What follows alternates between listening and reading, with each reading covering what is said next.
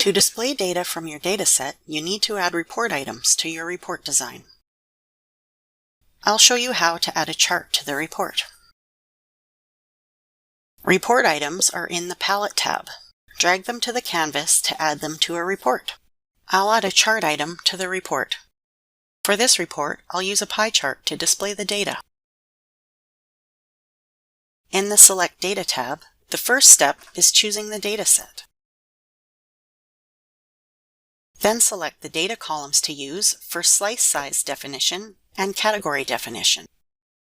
Charts are given a default title based on the chart type, but you can change the title. Enable the Visible checkbox to display the chart title.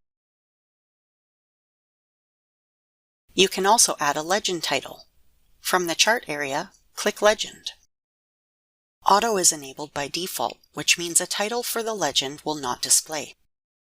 Clear this option so the title box becomes writable. The Visible option next to the title must also be enabled. Now that the report is finished, you can preview it in your browser. From the Run menu, click View Report and select In Web Viewer. When you point to the chart slices, you can see a tooltip containing information about the data in that slice. And that's how you add a chart to your report design. For more information about Magellan Analytics Designer, check out the other videos in this series.